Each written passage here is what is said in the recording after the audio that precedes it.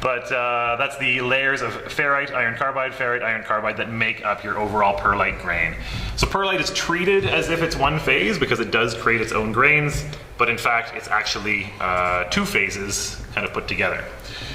Some of your perlite grains do not show that zebra striping, and that's because these perlite grains would have been oriented such that this is pancakes on top of each other.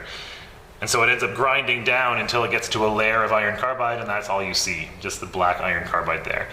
Whereas this grain, showing the zebra stripes, it would have had them aligned in this way, so we can actually see them. Kind of cool. Yeah. In any case, we can zoom back out here, back to 20 times magnification, get our brightness and our focus adjusted, and take an image there so we can look at our grain structure in that case too. Okay, so we need to take that 5 pictures, and based on the magnification. And then how do we measure the grain size again on this image? Can you just show, like, are we going to draw a line there? That's a good idea. Yeah. The grain sizing is described in your Lab 4 handout as well, perhaps not quite as clearly as it could be. Yeah. Normally I like to talk about that in class, but we'll talk about it in the video here, that's a good idea. To do your grain sizing, what you're going to do is draw a horizontal line across the width of your image. I'm going to grab a ruler just so I can talk about this a little bit better.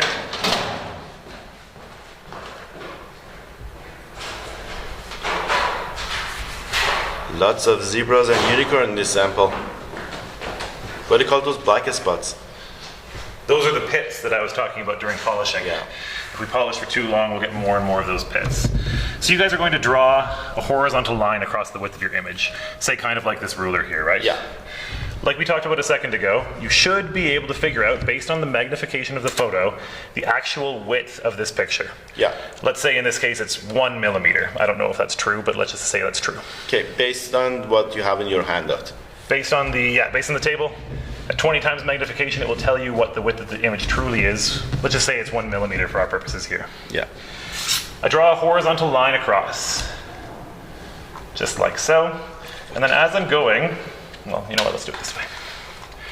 And then I look across here and I count the number of grain boundaries that I cross as I move along here.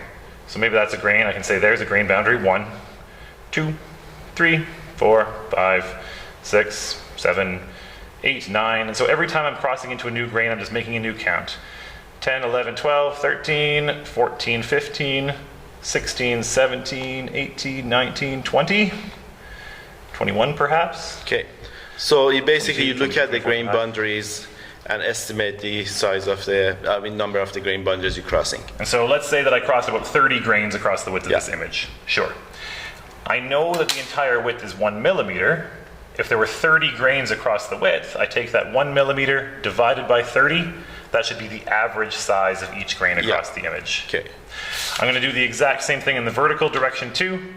Again, looking your Lab 4 handout for the table, it should tell you the height of the image here. Yeah. Perhaps it's 0.8 in this case. Yeah. I count my grains, take that 0.8 millimeters divided by my number of grains, and that will give me my grain size. Yeah. Okay, this is a very wonderful way of doing it, but I have an easier way to do. If we save the image, I'm going to save the image.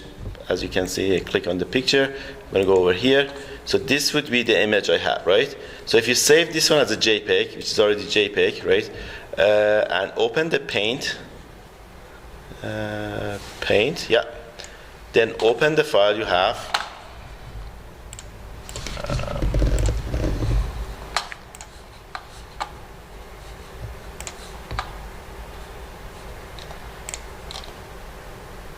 Just open one. Okay, so the way I usually tell my student to do is that on the paint, draw a line. As you can see, there's a line there, right? And then do a random vertical. It has to be random. So you basically just decide where to do, and then start doing the lines as Steven does on the grain edges. So it makes it much easier to me, but you guys are free to do whatever you want to do. No, that's how I recommend doing it too.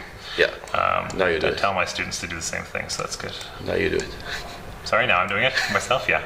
It's a lot of fun. I'm glad I get the chance to do it for myself. And so you get the idea. Eventually I'm going to end up getting that count of approximately 30. And then you